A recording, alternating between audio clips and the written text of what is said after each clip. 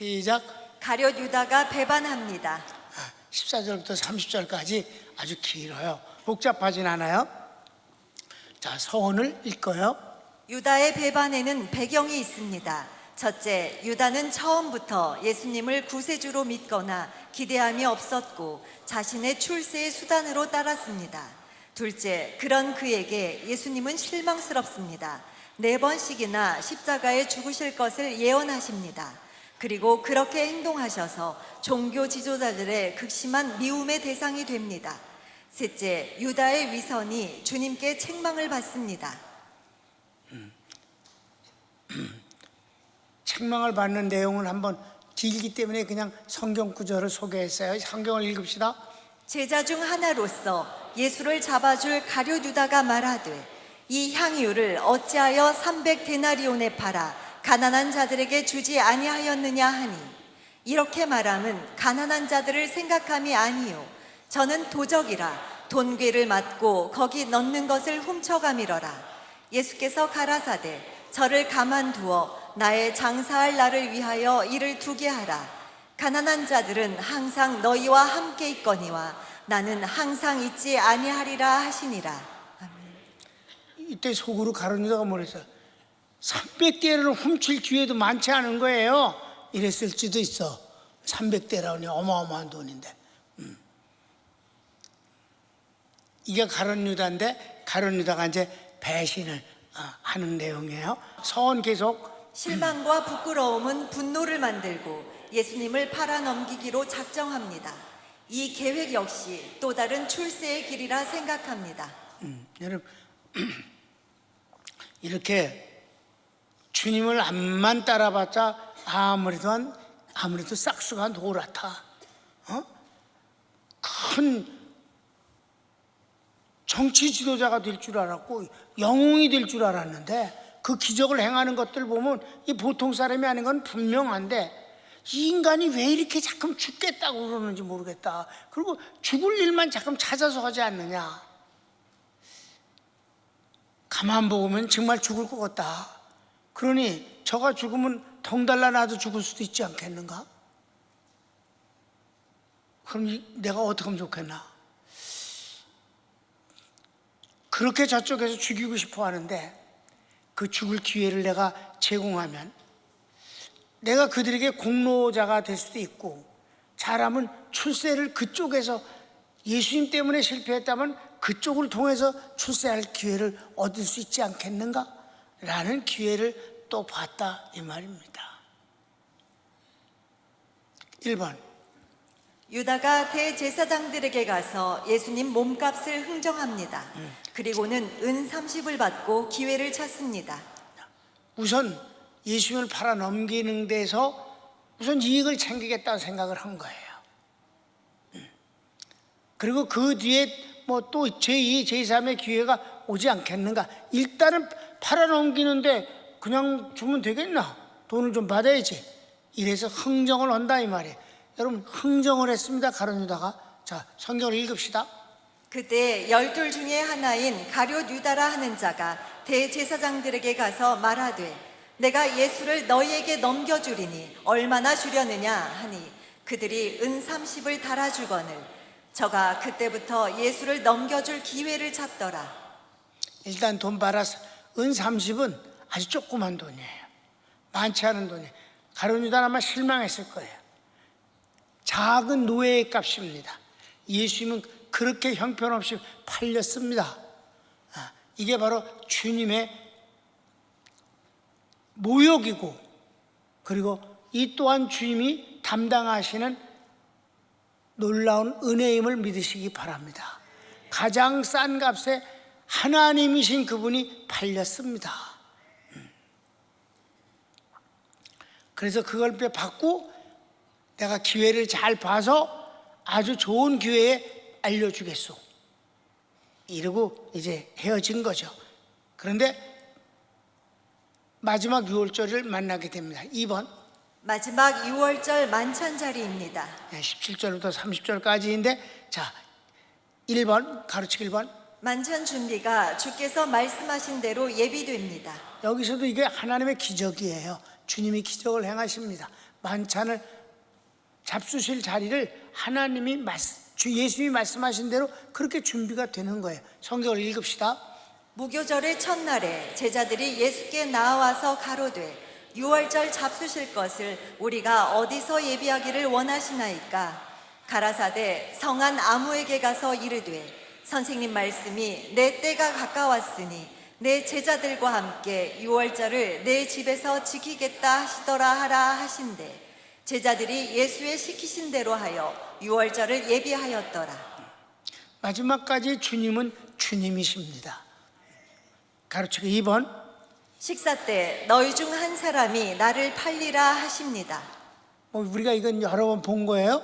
20절 21절 한번 보겠습니다. 저물 때에 예수께서 12제자와 함께 앉으셨더니 저희가 먹을 때에 이르시되 내가 진실로 너희에게 이르노니 너희 중에 한 사람이 나를 팔리라 하시니 그렇게 말씀하셨어요. 그랬더니 제자들이 다 너무 놀라워서 내니까 모두 다 물어본다 이 말이에요.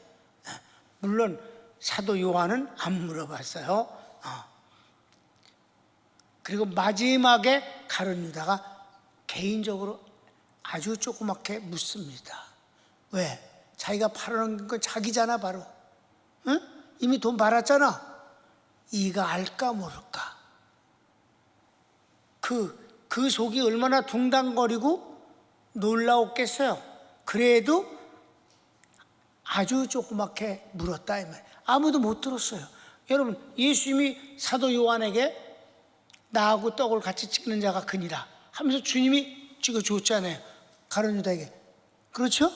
그랬을 때 다른 사람들은 예수님이 사도 요한에게 말씀하신 걸 아무도 못 알아들었기 때문에 가룟 유다를 생각지도 못했다 이 말이에요.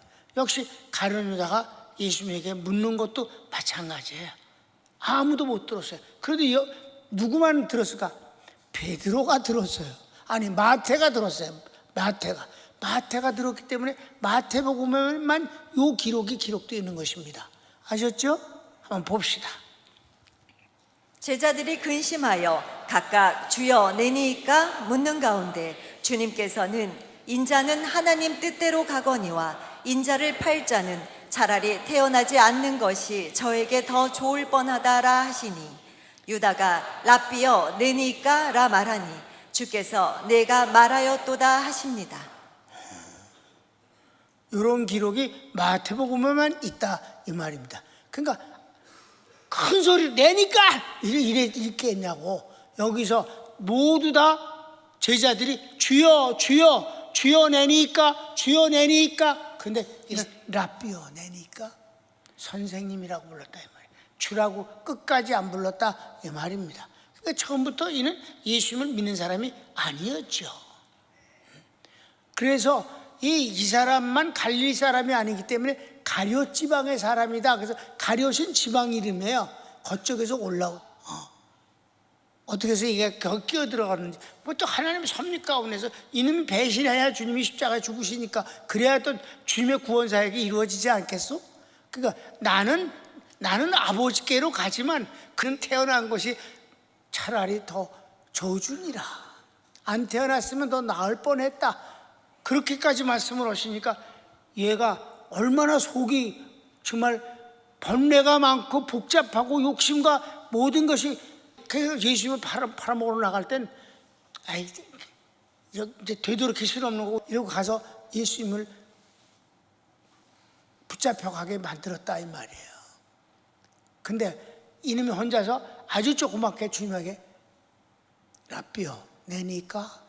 그러니까 주님이 네가 말하였느니라. 이 말은 네 말이 맞다 하는 말과 같은 거예요. 그래도 주님이 귀싸대기를 안 때린 건. 자, 성경을 읽읍시다.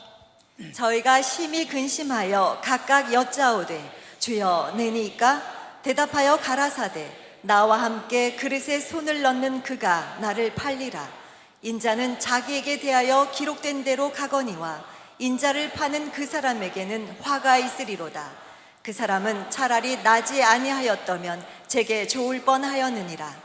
예수를 파는 유다가 대답하여 가로되 랍비여 내니까 대답하시되 내가 말하였도다 하시니라.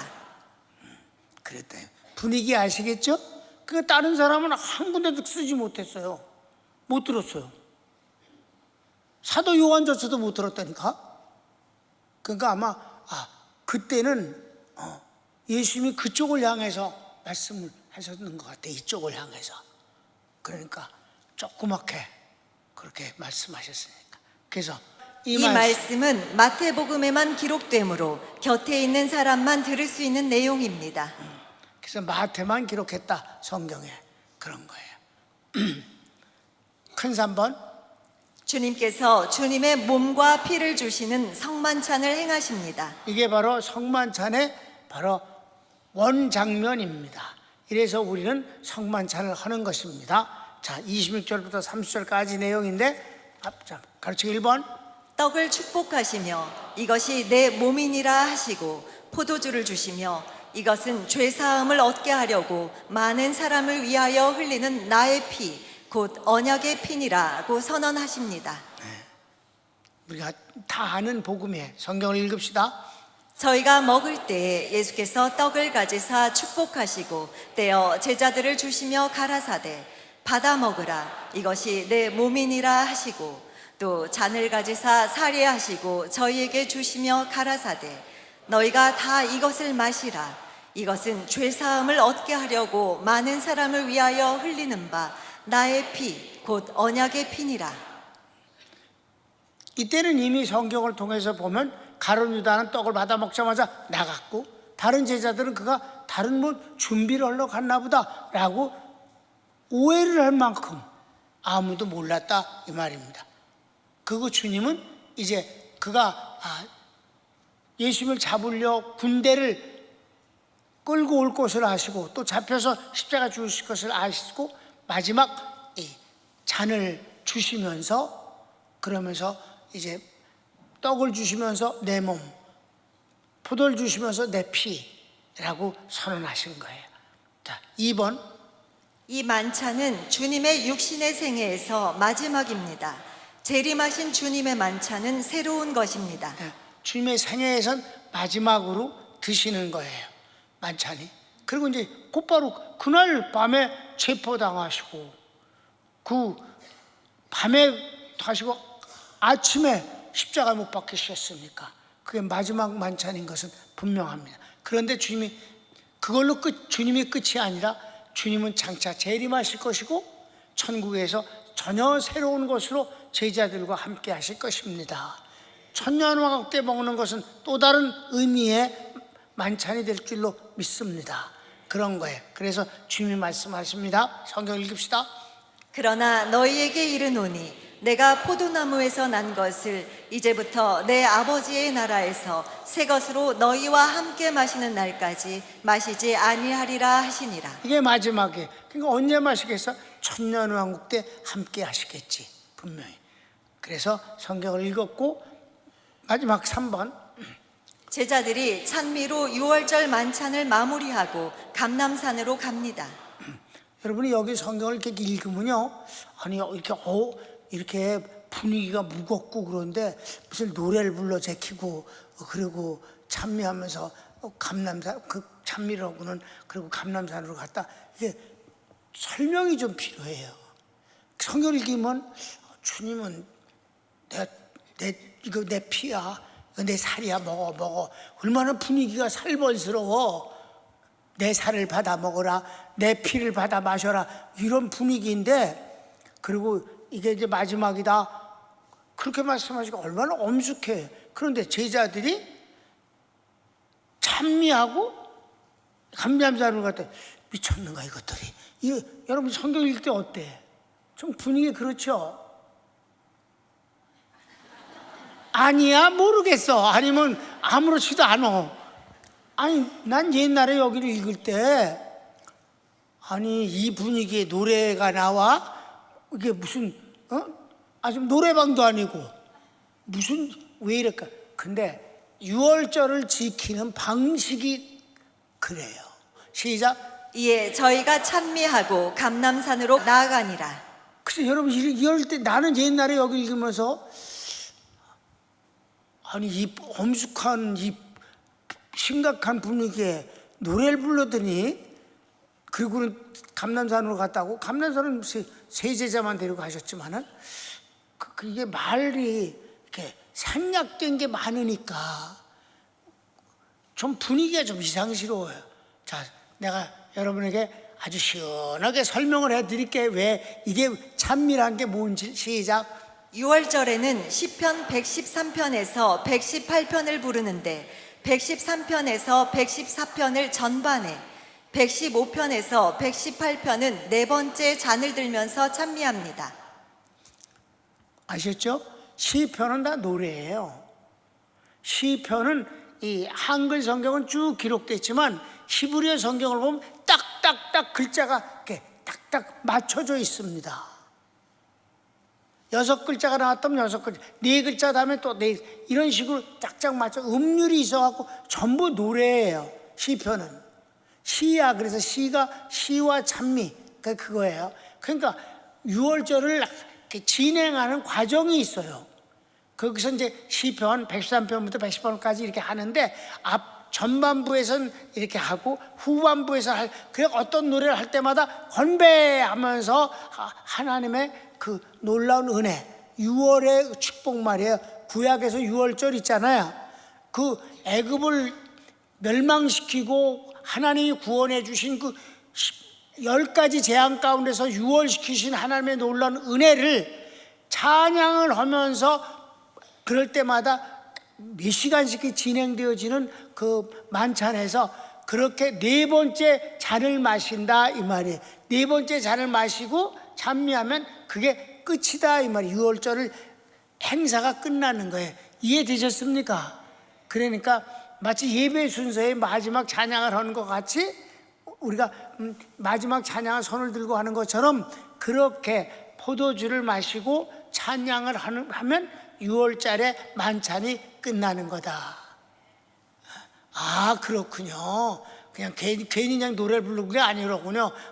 그래, 그냥 노래가 아니야. 동백아가씨를 부른 게 아니라 시편 118편을 했다고. 그리고는 이제 이렇게 만찬을 마무리했다는 거지. 그러니까 무슨 이상스러운 분위기, 즐거운 분위기, 놀이 분위기가 아니라 6월절을 지키는 그런 순서였고 만찬의 마무리다. 그 찬양을 끝낸 뒤에 그리고 주님은 세 제자를 데리고 나가신 거예요. 감람산으로.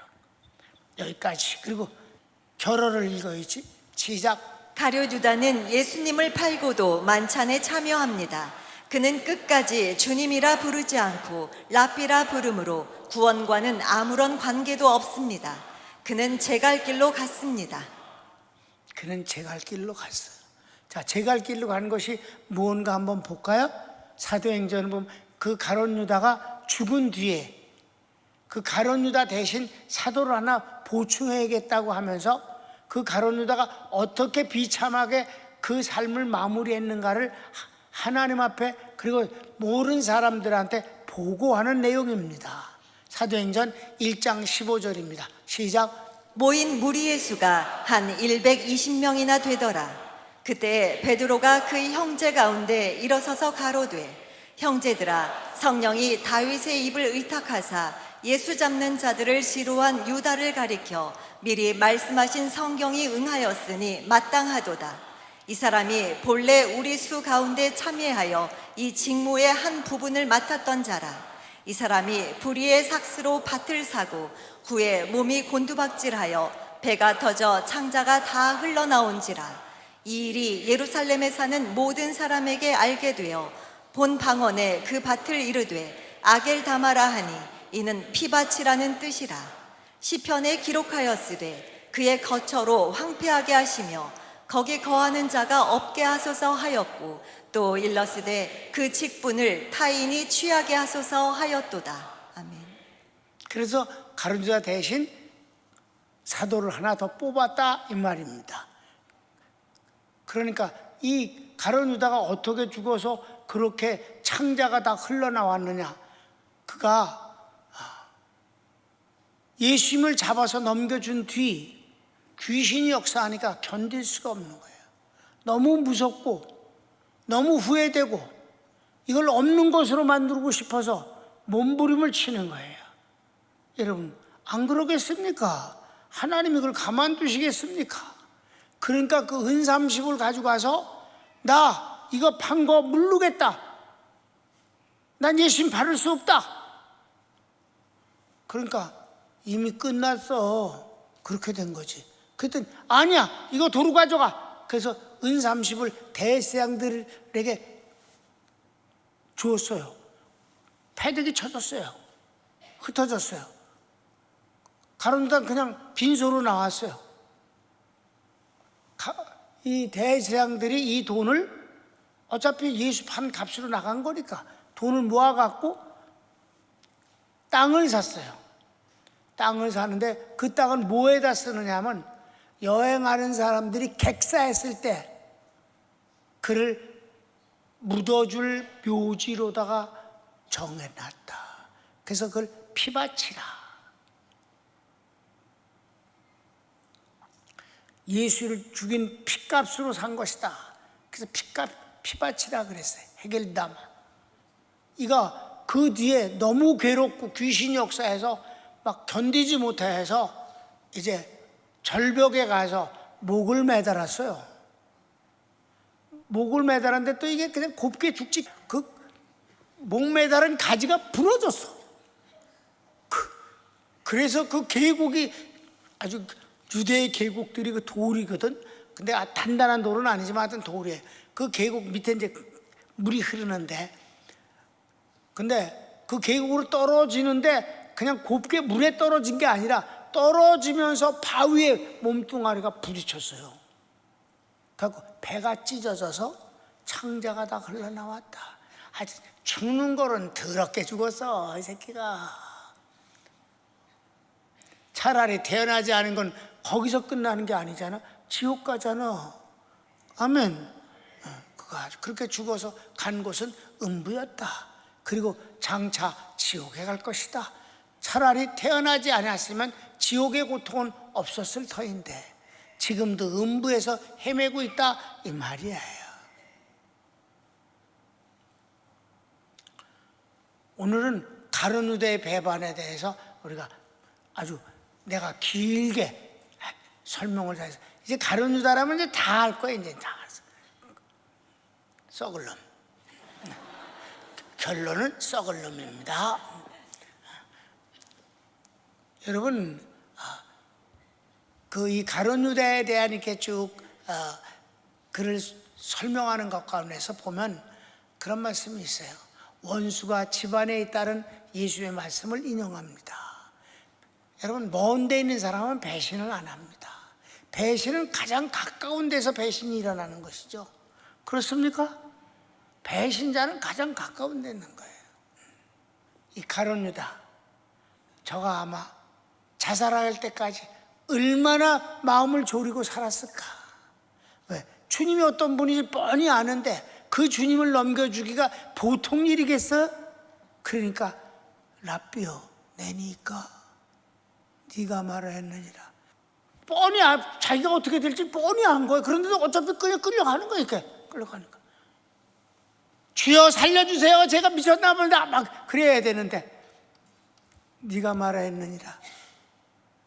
속으로 알았어. 그 떡을 먹고 나가니 사탄이 그 속에 쏙 들어간지라. 이젠 주님의 원수가 되었다, 이 말이에요. 그때부터 자살할 때까지 그는 사람이 사는 호흡 하나하나가 고통이었고 바늘로 찌르는 것 같은 순간순간들이었을 거예요. 여러분, 난 여러분이 문제가 있어도 평안을 누리게 되기를 바랍니다. 그게 복음의 사람, 성령의 사람이니까 손을 멉시다. 주님, 이 세상 살아가는 것이 쉽지 않습니다. 돈 버는 것도 어렵고 직장 생활도 간단치 않습니다만은 사람과의 관계도 갈등도 있고 여러 가지 문제가 있습니다.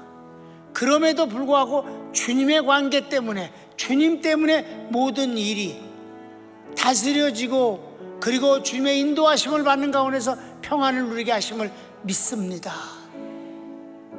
욕심이 없으면 그만큼 짐도 덜어집니다.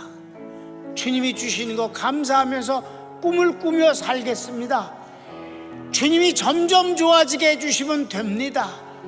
내가 좋아지려고 길을 쓰는 게 아니라 주님이 좋아지게 하시면 됩니다. 주님의 은혜와 축복을 누리겠습니다. 주여 한번 부르기도 합시다. 주여